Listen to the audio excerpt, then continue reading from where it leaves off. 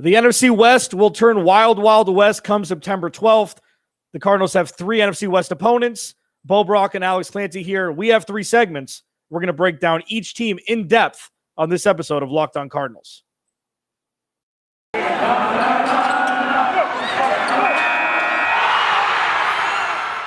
You are Locked On Cardinals, your daily Arizona Cardinals podcast. Part of the Locked On Podcast Network.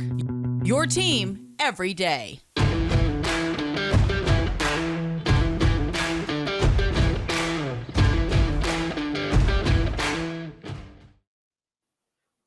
Welcome, Locked On Cardinals. Alex Clancy, Bo Brack, Thursday edition. Follow him at Bo Brack. Follow me at Clancy's Corner. Follow the podcast at Locked On AZ Cards. We have officially eclipsed 600 subscribers on YouTube. It kind of blows us away. It's 2.5 months, less than 2.5 months. And we've built that. Thank you to everybody who's helped us cultivate it, followed us, commented, tweeted, everything. We truly appreciate the following that we are gaining as we, gear up towards one of the most important seasons in Arizona Cardinals history. Hopefully we're not going to see a repeat of 2016 when there were actual expectations after the NFC Championship run. That's kind of where we're at expectation-wise for the Cardinals. Haven't had expectations in a while. This episode of Locked On Cardinals brought to you by Rock Auto. Amazing selection, reliably low prices, all the parts your car will ever need. RockAuto.com. Now, Bo, we decided this was a good time. It's kind of the calm before the storm. There is a preseason game Saturday night against the New Orleans Saints, but we're going to do a little deep dive into the NFC West. Like we talk about it, permeating through pretty much every podcast in some form or fashion. But what we're going to do today is we're going to pin the Cardinals up against the Rams, the Seahawks, and the 49ers. Offense versus offense, defense versus defense, and see where the Cardinals have an edge, if anywhere. So let's get right into it now. Let's start with the Rams, okay? We're going to save the 49ers till last. We will let Bo have 15 minutes of diatribe time about Kyle Shanahan, et cetera, and how much he loathes that organization. But the Rams, okay? Matthew Stafford under center and in shotgun. Cam Akers out for the year. Aaron Donald and Jalen Ramsey as the anchors on the defense. Let's start offense versus offense. Give me a quick breakdown of the Rams as you see it and where the Cardinals stack up. The Rams are, rolling the dice. They're going with a guy that they feel like can run Sean McVay's offense like he intended it to be run. Think back to the Washington football team when Kirk Cousins was under center. They bring in Matthew Stafford. Even though Jared Goff was able to take them to the Super Bowl, they felt like he'd kind of maybe hit a ceiling and he wanted somebody, maybe an adult in the shotgun or under center for the Rams. They lose their talented young running back, Cam Akers. They bring in Sony Michel just the other day. You've got the wide receivers that we know can terrorize opposing defenses, and Cooper Kupp and Robert Woods. They added Deshaun Jackson. They added Tutu Atwell. He looks like he's going to be spoon-fed the ball just like Rondale Moore for the Cardinals. A second-round pick. It was their first pick. And then their offensive line. That's going to be the key for this Rams offense. Can they protect Matthew Stafford? Because we know with veteran quarterbacks, you're a little bit statuesque, that when they get off their spot, they become very pedestrian to below average. We know that Matthew Stafford can make mistakes. He's got to cut those down if he wants to sniff 500 for the first time in a long time, something he hasn't done in Detroit. I just think that if you're looking at the Los Angeles Rams offense versus the Arizona Cardinals defense, and you're just going to go at, who gets the edge. I think the Arizona Cardinals defense has an opportunity to slow that offense down. No doubt about it. Yeah. I mean, you look at Stafford and he gets the benefit of the doubt for being, the Lions, no run game, no real defense to speak of. He's had some receivers, man. Had some receivers. He's had Golden Tate, Kenny Golladay, and Marvin Jones. I mean, Kenny Golladay kind of came out of nowhere. He was kind of like a Torrey Smith where he kind of came out of nowhere, but Kenny Galladay's obviously risen incrementally every year, where Torrey Smith was kind of a flash in the pan for a couple of years with Baltimore. Robert Woods and Cooper Kupp are probably the most underrated 1-2 punch in football. I think it's pretty easy to say. There's no real sexiness that comes with it. Cooper Kupp has had injury concerns. Robert Woods hampered with injuries, but is a target and reception monster, not really a touchdown guy. Yeah, I mean, I feel like the Cardinals have a leg up defensively against the Rams offense, because when we flip the script, you're going to give the Rams the leg up, regardless of who the Cardinals put on the field, it seems like, offensively, until the Cardinals can beat Sean McVay and the Rams, even though Sean McVay is the offensive-minded guy. Yeah, I mean, Sean McVay, as much as I said that about the offense, we thought that Jared Goff was going to have a down year last year. And when anytime he lined up against the Cardinals, he looked like the lit him Jared up. Goff, in 2017. So, it does come down to Sean McVay and how it's going to come back to Vance Joseph also dialing up the right, blitz packages and right defensive schemes. But yeah, when you look at it as far as the Cardinals defense, if their pass rush can just be as ferocious as they think it can be, it's going to be clutch for them. It doesn't matter if you can go into those cover zeros where we saw Brian Flores and the defensive scheme for the Miami Dolphins last year, where they terrorized that Rams team. And then that Patriots performance in the Super Bowl against McVay and his Rams, where what was it, 13-3, the final score in that? Yeah. I mean, that was twice that Sean McVay, he came away on the opposite end of a beatdown, and his offenses weren't, that signature offense that you're used to seeing. So I hope he watches a lot of Brian Flores. I hope that he dials up a bunch of cover zero, and the defensive backs are aided by a ferocious front seven. That's just what's going to have to happen. The Arizona Cardinals, for the first time since the Obama administration, want to beat the Rams. Yeah. Yeah, that's good. We're a far cry from 34-0 in LA. Oh, just God. A brutal beatdown. That was 2018, right?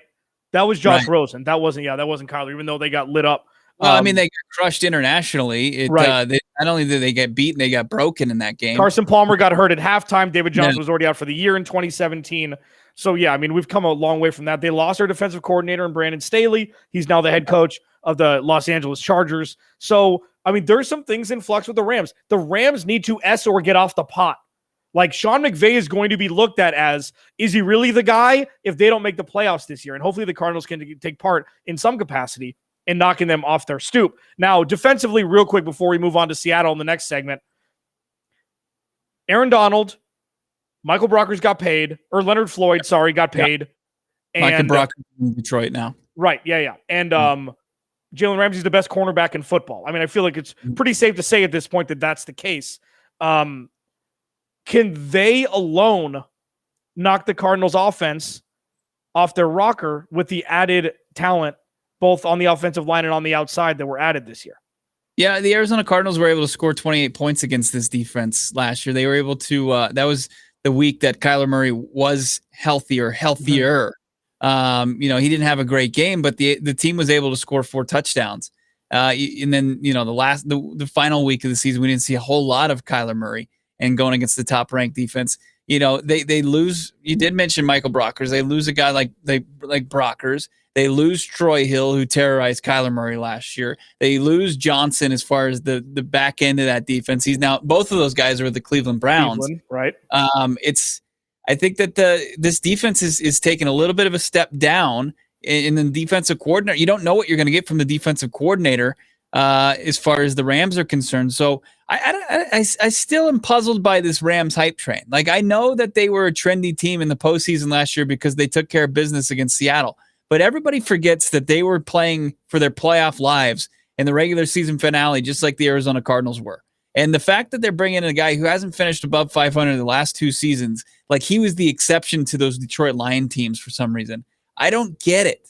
I'm not like on this. I'm not going to jump on the hype train just yet. I know that there's talent on that roster, but they're already down Cam Akers.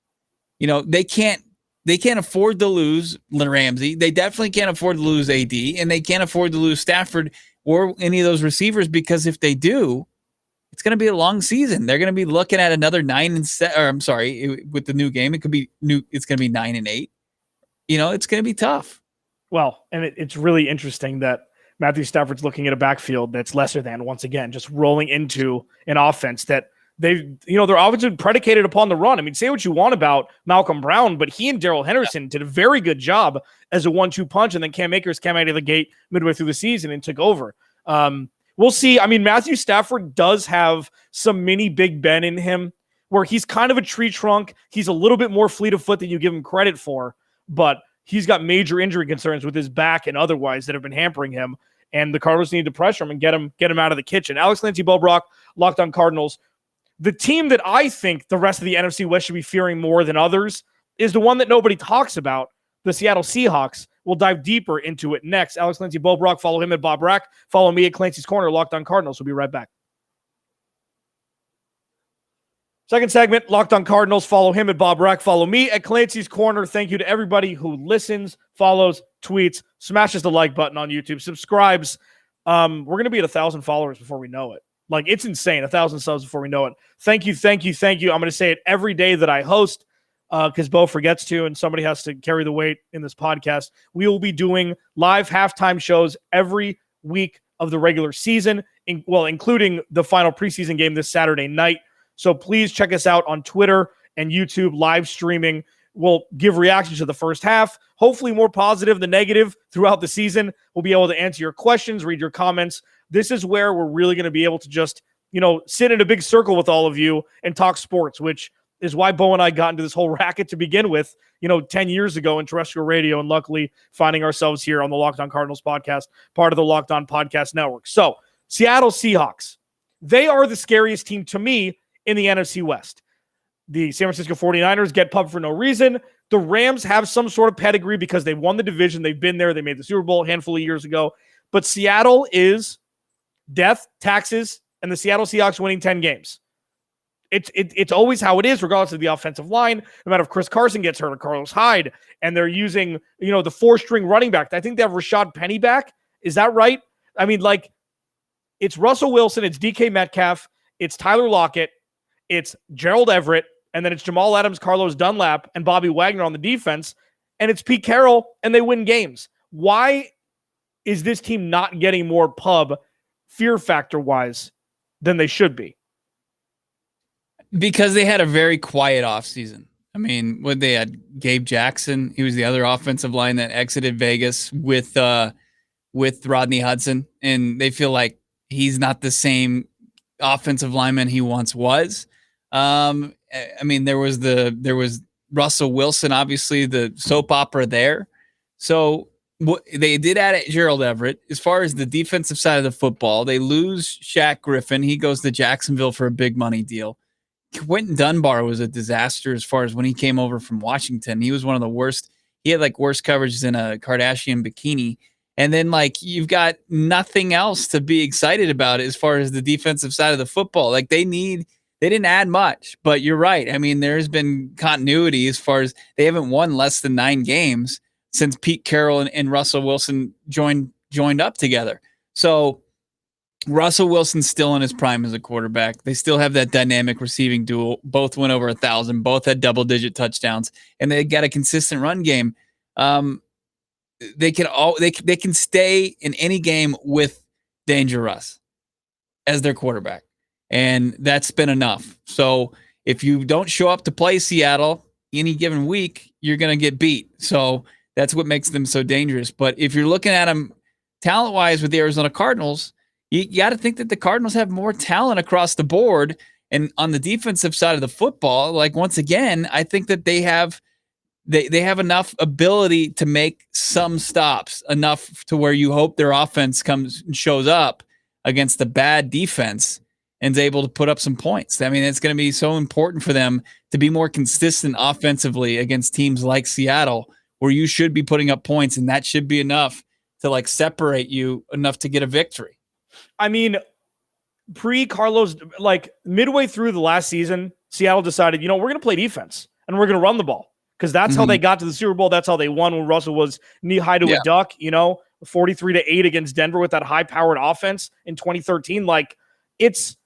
That's Pete Carroll's, it's always been his recipe. He just happened to have Reggie Bush and Matt Leinart and Mike Williams in college. It was Lendale White and it was Reggie Bush and it was defense.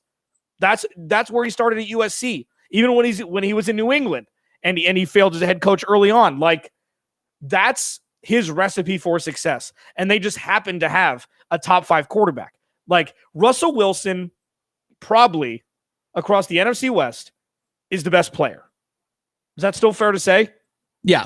I mean, Jalen Ramsey on defense. I would even give Jalen Ramsey.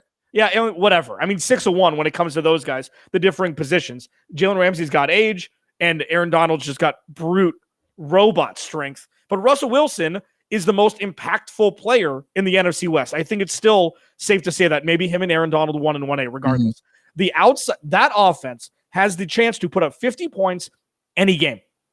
Any game. And sometimes they go Minnesota and they throw the ball 12 times and run the ball a lot. It gets weird and they can't put up points. And then it's one drive at the end of the game where they go 80 yards in 2 minutes and score a touchdown. It's always in the arsenal. And that's what scares me the most about them. Their defense is going to be their defense. They have two of the better guys in the NFL at their position, and Carlos Dunlap, even though he's aging, and Jamal Adams and Bobby Wagner in the middle. I don't buy the Dunlap thing. I mean, the Bengals let him go. But their defense got better after they acquired him last year. It just took a little while. Better. It just wasn't. It still wasn't good enough.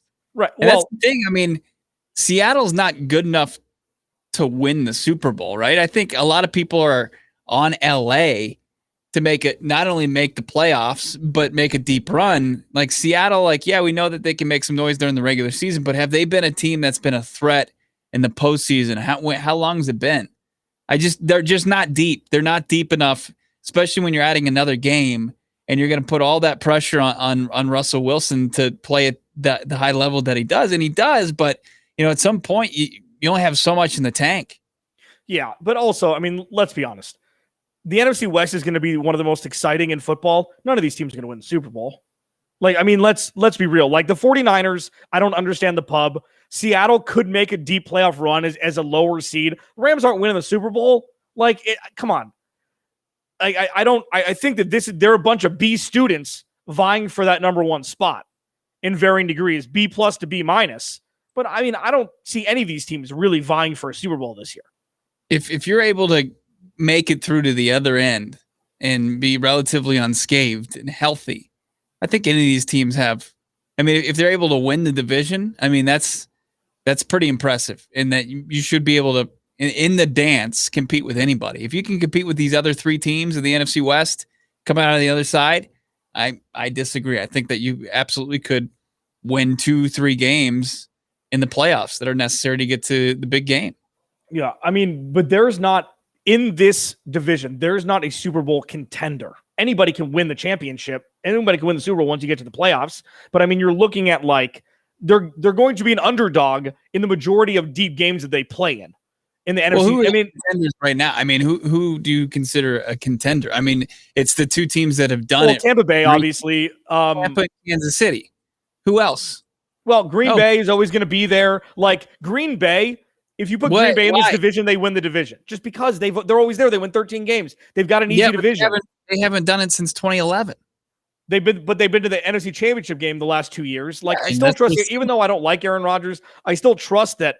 I mean, it's Detroit. That's 2 wins for them. Chicago's probably 2 more, and they'll split with Minnesota. I mean, they're going to win 5 games. It's a Tom Brady rule. They're going to get the bye in the NFC. It's either them or Tampa Bay, you'd think.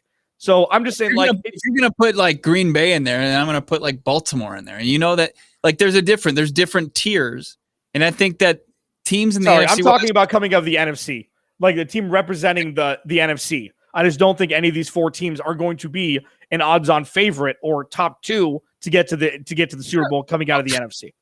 Okay, that's all. They're a bunch of B students. There's no A students in the NFC West right now. B's can get it done though. Yeah, no, it's true. Alex Clancy, Bo Brack, Locked on Cardinals. I'm going to give Bo about 5 minutes to say whatever bad he wants about Kyle Shanahan and the national media as to why, it is really an anomaly why San Francisco gets so much run. It really is. You can blame Jimmy Garoppolo for the pass to Emmanuel Sanders. They gave up a 10-point lead in the fourth quarter in the Super Bowl. Okay. And if it wasn't for Green Bay's complete inability to stop the run, Raheem Mostert had 3 touchdowns and over 200 yards in the NFC Championship game. The ball bounced their way. It's an exception to the rule and not the rule, you idiots. Alex Clancy, Bo Brack, Locked on Cardinals. We will be right back to break down Bo's favorite team, the San Francisco 49ers. But first, it's that time of year again, and all eyes are now turning to football as teams get back on the gridiron to start the football season. As always, BetOnline is your number one spot for all the pro and college football action this season. Get all the updated odds, props, and contests, including the biggest online NFL mega contest. It's $500,000 and the world's largest $200,000 NFL Survivor contest open now at betonline.ag. So what are you doing? Go to the website right now or use your mobile device to sign up today. Receive your 100% welcome bonus with promo code Locked On. And also, be sure to take advantage of their opening day super promo. You make a bet on Thursday, September 9th game, season opener between Super Bowl champs Bucks and the Dallas Cowboys. And if you lose, your wager will be refunded up to $25. Free bet for new customers only. Keep in mind when signing up and using promo code NFL100. Bet Online, your online sportsbook experts. Final segment. I can already see the smile coming off Bo's face. I'm almost tempted to have him bring the segment in. Follow the podcast at Locked On AZ Cards. Follow him at Bob Brack. Follow me at Clancy's Corner. So the 49ers, all joking aside, let's look at their strength with it, which is their defense. Because they still don't have a quarterback named, even though supposedly right now it's Jimmy Garoppolo. They have a bunch of, wide receivers. I guess you call them that. I don't really know what Deebo Samuel and Brandon Ayuk are going to look like this year with the new scheme, whether it be Trey Lance or Jimmy Garoppolo. They have Raheem Mostert, Trey Sermon, etc. in the backfield. I think they added Wayne Gallman, who's going to be a sneaky pickup for them. He's just been consistent whenever Saquon would go out. But let's look at the defense, because this is their calling card. Even though Kyle Shanahan is the offensive guru or whatever, Fred Warner signed a big deal. Nick Bosa is going to be back healthy, we think. Jaquiski Tart and Jimmy Ward over the top. What do you think about this defense? Do you think this defense is pound for pound as good as everybody thinks it's going to be? Yeah, I think that people are sleeping on Robert Saleh being the Jets head coach. You bring in DeMeco Ryan, who was playing in this league not too long ago for the Eagles and the Texans. He's going to be a first-year head defensive coordinator. I think people are sleeping on that. And then they just seem to have this amnesia that DeForest Buckner wasn't as big of a cog as he was during that Super Bowl run. He's a member of the Indianapolis Colts.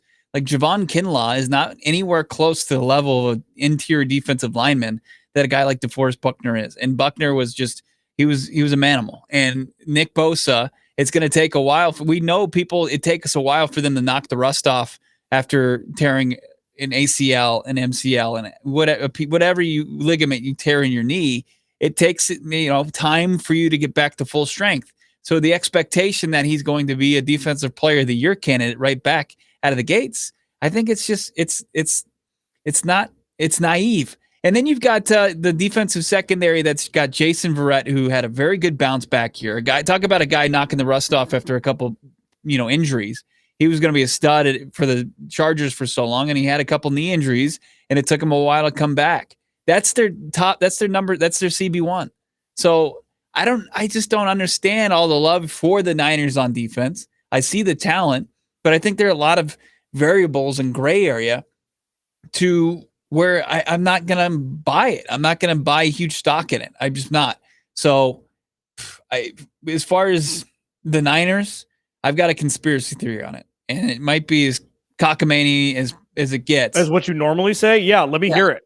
I think that some point they make the shift to Trey Lance to once again have some sort of crutch to lean on when the team underperforms. For not right now? Yeah, for sure. Yeah. They're just we needed to get the kid ready, and we had to sacrifice winning now, so he's good down the stretch. I don't know what the excuse is going to be next year.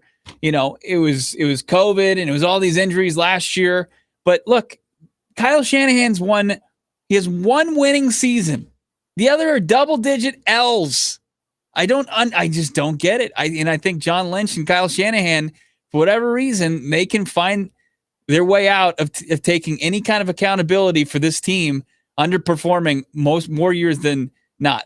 Yeah, it was 1 year. It was a great year. So you start Trey Lance in week 4. Okay, if they win in week 4. Shanahan, John Lynch, 10-year extensions. Geniuses. Geniuses. John Gruden is getting all the crap in the world, and he's on his 10-year deal, and he probably has he must have a better winning percentage than Kyle Shanahan does, or close. Yeah. And he's on the hot seat. It's the dumbest thing in the world. But I agree. So you give the Cardinals offense the edge. Even though the offensive line is better in San Francisco by a nose, you'd think we'll see what Rodney Hudson's like. Mike McGlinchey and Trent Williams on either side of the line. You got to give them the edge there, even though the Cardinals are close. Is good. Yeah. Sneaky little sign up, right? You were high on him before the Cardinals traded for Rodney Hudson after he had signed with the 49ers. The wide receivers you give to the Cardinals, the running back room, you're always going to give to the 49ers because it doesn't matter who it is. Their run scheme and their run block scheme is excellent. It is. Yeah. It doesn't matter who's hurt. It doesn't matter whatever. They're going to get output there. It was good old Dad's run scheme. It was Mike Shanahan's. You know, it was very one cut near and dear to your heart, isn't it? What a bonehead for trading Champ Bailey for Clinton Portis. I mean, like, but imagine trading now. Imagine trading a running back for a Hall of Fame corner. Like, you would get vilified. It wasn't. That wasn't Shanahan that pulled that deal off. Oh, was it? No, that was Shanahan. Was like, was he already gone? Shanahan was like the RG3 era. That was the of oh man, I'm way off then. Never mind. Yeah, what am I talking about? He was in Like, was he still in Denver then? Yeah, that was like he had a football. That was 05. Wow. Yeah. Wow. Yeah, not well, locked he might on. have been he was probably on the other side of that deal. He probably brought over Champ Bailey. That's what I said. Oh. This is not Cody Rourke. This is not Locked on Broncos, thankfully. Excuse the brain fart. But yeah, I mean, the 49ers run game is just good. Them in Seattle, you know, that's kind of their calling card on offense. Regardless of Russell Wilson and DK Metcalf and Tyler Lockett. But the defense versus the Cardinals offense, that's going to be probably the most fun matchup this season in the NFC West. Like, the Cardinals and Seahawks are going to put up 100 points. The Rams, until they don't, have the Cardinals number, especially on defense. But the 49ers defense and the Cardinals offense, I'm probably most excited to see that matchup this year in the NFC West. And on the other side of it, I mean, your two linebackers become so important, especially with their coverage skills in Zaven Collins and Isaiah Simmons to take. I mean, Jimmy G will not throw the ball deep.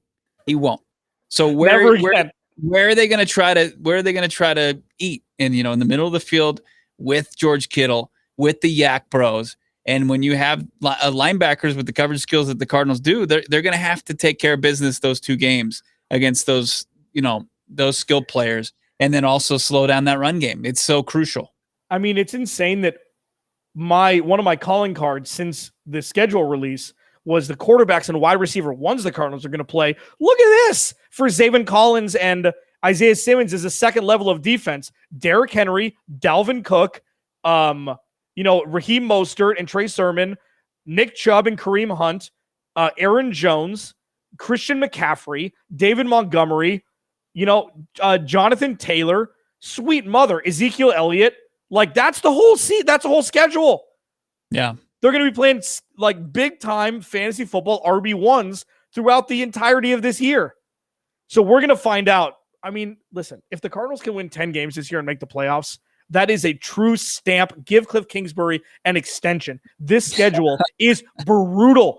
This schedule for the Cardinals is absolutely brutal. On that note, but when I can talk for another 2.5 hours about this, we will talk to you guys tomorrow.